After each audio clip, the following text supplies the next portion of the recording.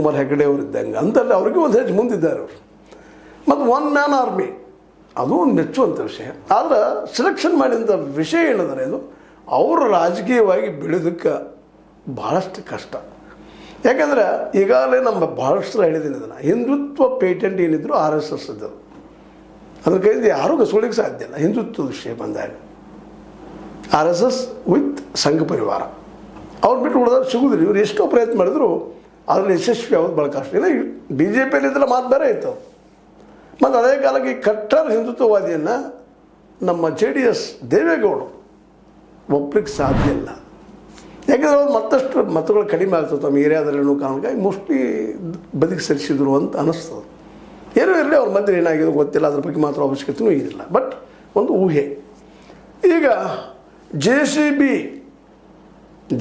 ಅಂದರೆ ಜೆ ಅಂದರೆ ಜನತಾದಳ್ರೆ, B ಅಂದರೆ BJP, JCB, C ಅಂತಂದರೆ ಕಾಂಗ್ರೆಸ್.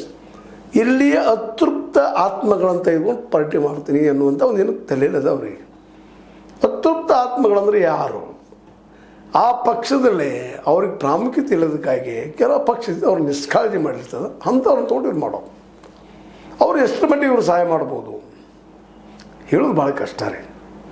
ಯಾಕಂದ್ರೆ ಪಕ್ಷದಿಂದ ದೂರ ಇದ್ದಾರಪ್ಪ, ಸರಿಸಿದ್ದಾರೆ ಇವರು ಅಂತಂದ್ರೆ ಯಾರೇ ಇರಲಿ, ಅವ್ರು BJPಯಲ್ಲಿ ಇರಲಿ, JDSನಲ್ಲಿರಲಿ, ಕಾಂಗ್ರೆಸ್ನಲ್ಲಿರಲಿ, ಅವ್ರು ಯೂಸ್ ಮಾಡಿಬಿಟ್ಟಂಥ ವ್ಯಕ್ತಿಗಳು, ಅವರಿಂದ ಏನೂ ಸಾಧ್ಯ ಇಲ್ಲ.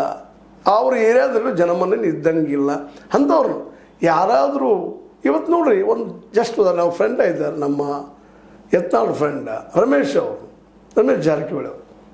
ಅವ್ರನ್ನ BJPಗೆ ಯಾಕೆ ಕಿತ್ತು ಹಾಕ್ತಾರೆ ಹೊರಗೆ? ಅವ್ರ ಲಾಭದ ಕಡೆಗೆ ಒಂದು ಕ್ಷೇತ್ರ ಆಯ್ಕೆ ಆಗಿ ಬರ್ತದೆ ಅಂತೇಳಿ ಕುಮಾರ್ ಬಂಗಾರಪ್ಪನ ಹೆಂಗೆ ಬದುಕಿ ಸರಿಸ್ತಾರ, ಇನ್ನುಳಿದವ್ರು ಹೆಂಗೆ ಬದುಕಿಸ್ತಾರೆ? ಇವರೆಲ್ಲರೂ ಬಿಟ್ಟು ಇವ್ರ ಜೊತೆಗೆ ಬರ್ಲಿಕ್ಕೆ ಸಾಧ್ಯ ಇಲ್ಲ.